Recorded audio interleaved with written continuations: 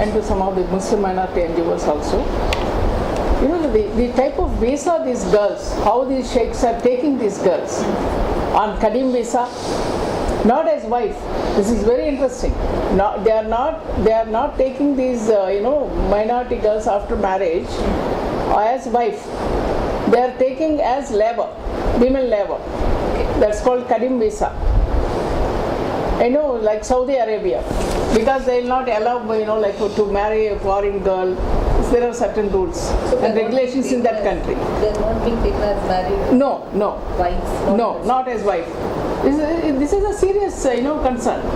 First of all, marrying or taking money and 70 years old sheikh marrying a minor girl, that's a issue, and this is more serious issue. Like this is basically trafficking, sexual abuse.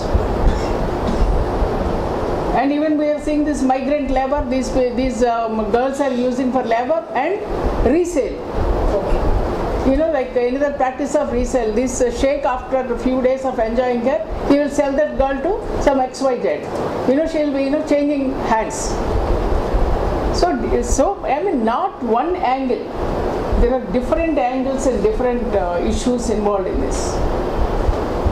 And not only the government of Telangana, not the only government of India, even with other, the nationals involved in this crime, even we have to sit with them and shout out how to stop this. I mean, just like that we can't, arrest all the sheikhs, even there will be pressure from those countries also.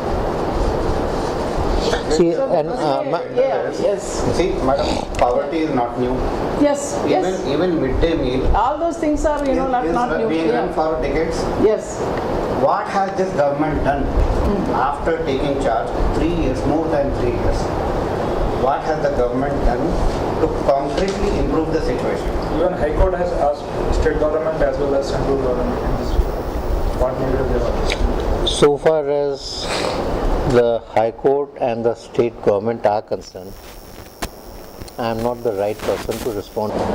In a civilized society, for such incidents.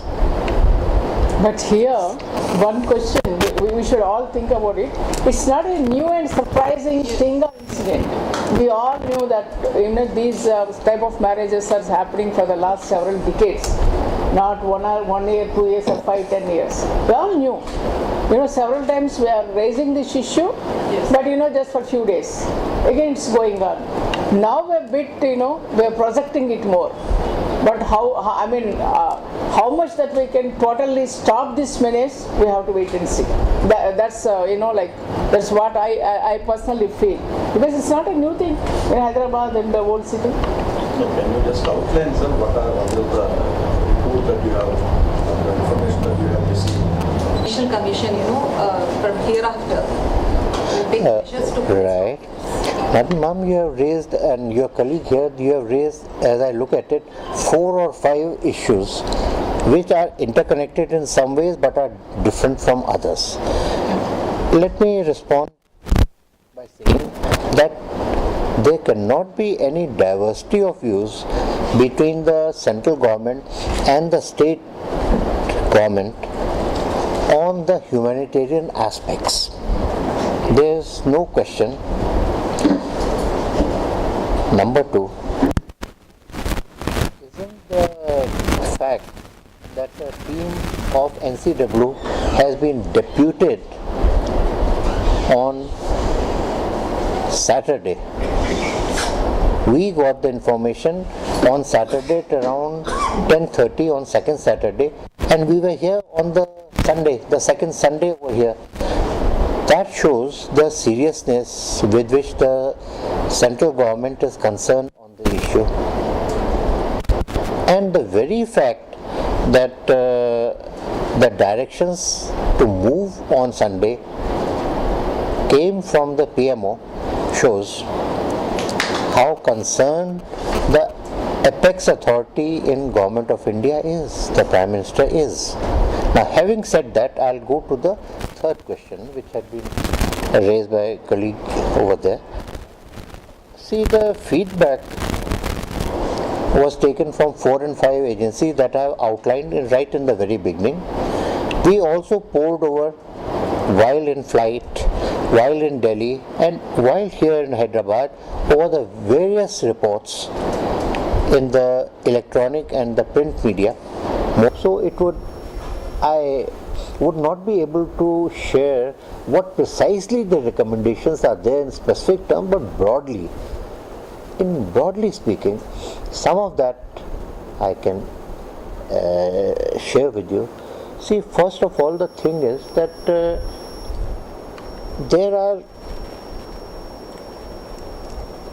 two aspects.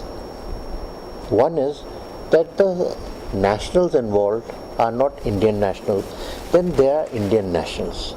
So insofar as Indian nationals are concerned, they are subject to each and every law of this country, and they deserve to be treated as per these laws with the crimes they have committed in our country, be it under Indian Penal Code, be it under the POCSO, that is some certain sections against the minors, or some other act.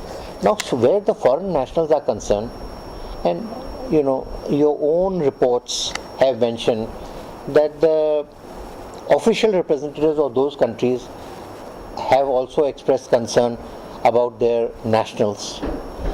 Now, therein, situation is a bit, what word should I use, dicey, and I would not be able to conjecture that what would be the ultimate fate of these foreign passport nationals. That is one part. Second part is but whatever be the possibilities for the foreign nationals, how can or what steps can be taken to stop in India such things happening?